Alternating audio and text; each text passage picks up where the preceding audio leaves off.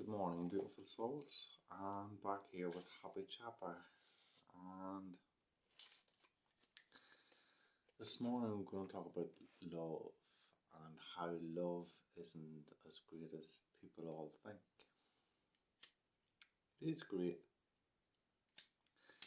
but there's a darker side to love, and that's what we're going to look at, that darker side. So,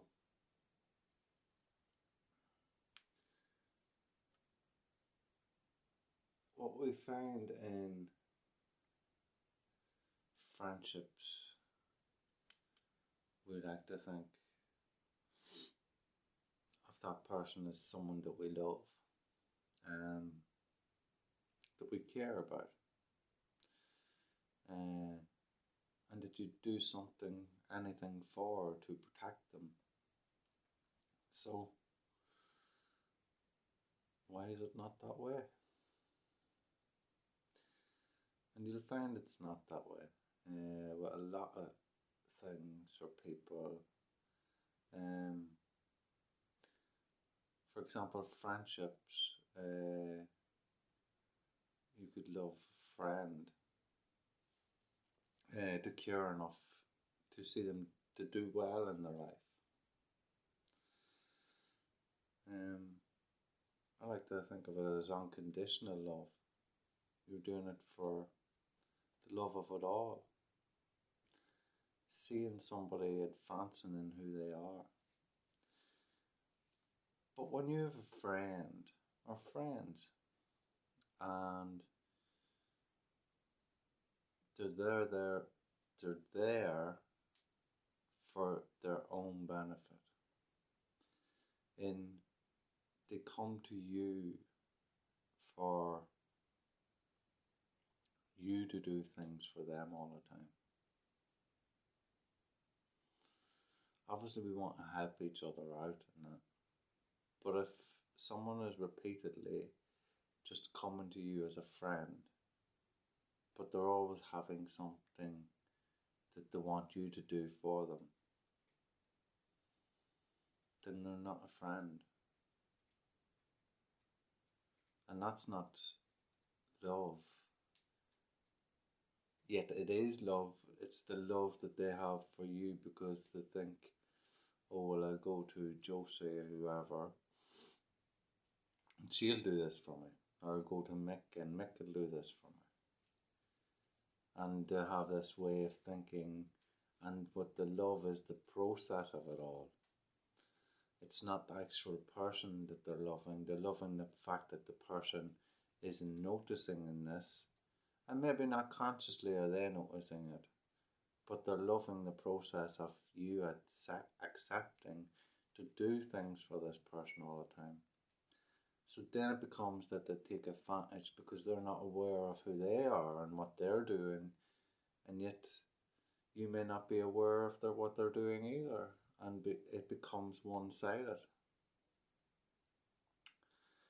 And yet then we have the version of the person who does know what they're doing and who is manipulating things deliberately. But then we live in this world where it is an off-balance in how people do things in the process of love and what the love is for. And normally with that off balance, the love is for themselves. And I know I always speak of loving the self being the most important thing, but loving someone doing something for you isn't loving the self. Just because you could have something more, that's not loving yourself. Loving yourself is being happy with who you are, not to have outside things, circumstances, or relationships to material things that make you feel good because you could love them, situations that make you feel loved.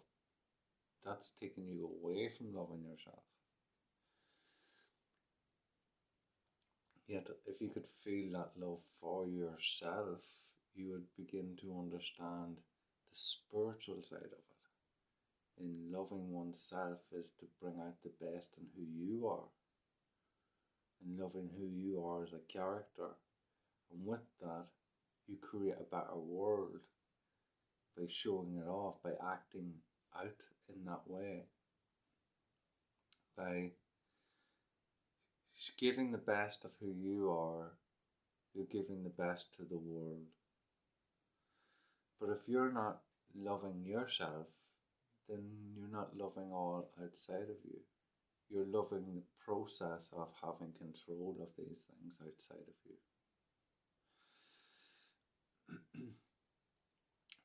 Then we have that love where I like to think of as unconditional love, and a true sense of love is when you're honest. And that can hurt. And I know, especially with myself, things that I can come out and say with, they can hurt. At that moment in time. But I know also, as time passes, that if that person generally understands, then they will see that it was done through love.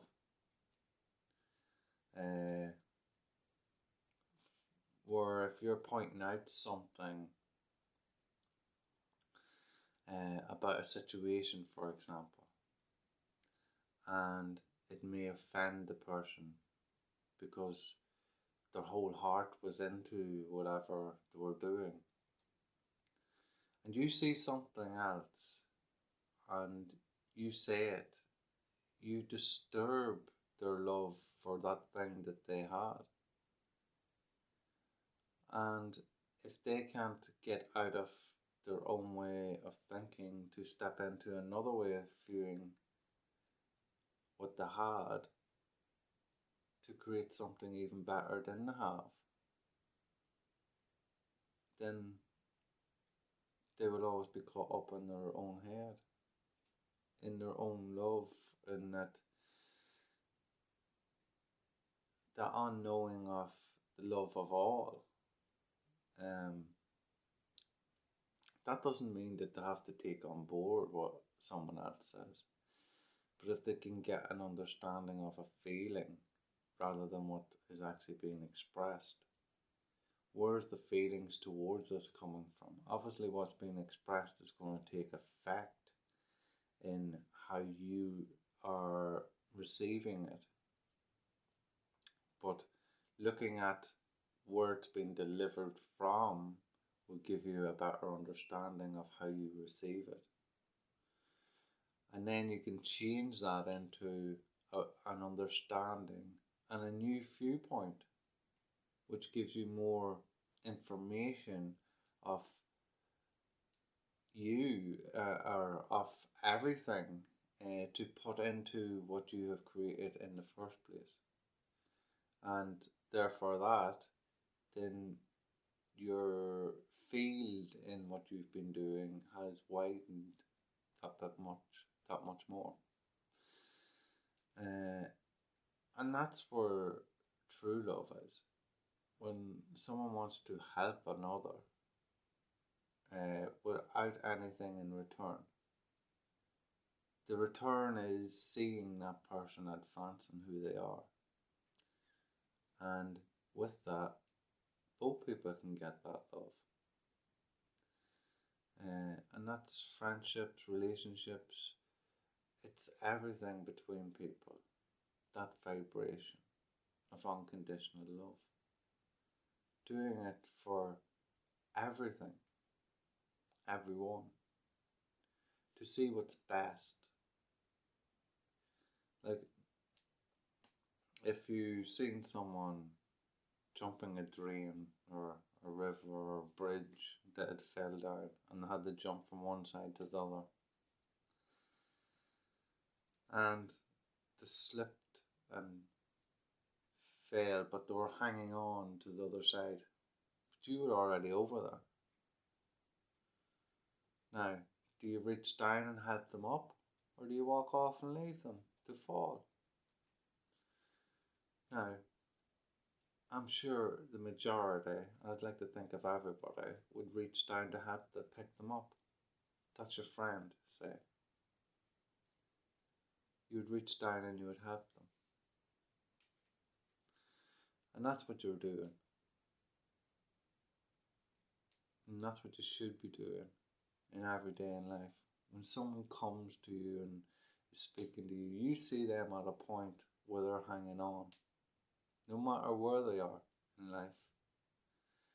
They could be way above you, they could be below you, it doesn't matter. But they're still hanging on to life. And you can help pick them up in some way or another. And that should be your objective all the time.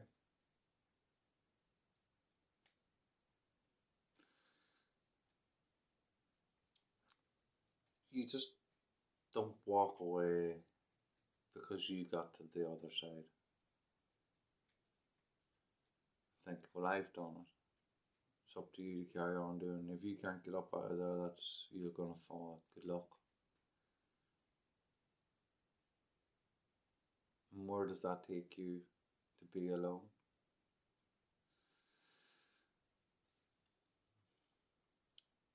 A lonely heart. Because, and I'm not saying just because you're being alone, as I'm alone and I find my heart's pretty good. But a lonely heart because of what you've done. Letting them fall, not helping them up, which shows your character. Yet you be left alone. But you need somebody there for that type of character because it's outside circumstances that they're relating themselves to on the physical aspect, rather than seeing the emotional attachment by helping the person up on how they would save their physical side of things, but grow in that love and respect they have for helping them up. And yet that person would have grown within themselves and having that respect for themselves. But they're going to move on without helping that person. And all that's going to cause is conflict within them. Should I have helped them? Should I not? Shoulda, woulda, coulda. All you have to do is just do it. Contemplating on it is just a battle amongst yourself that you'll never win. That's what the mind does, it confuses you, trickery in the battle that's within you. So when you get that feeling within you to do something, you should just do it. It shouldn't be a question. So when someone goes and jumps to the other side and slips and is hanging on, it should be an automatic reaction to just grab them and pull them up. Unconditional love. This happy chapter. Love. Peace.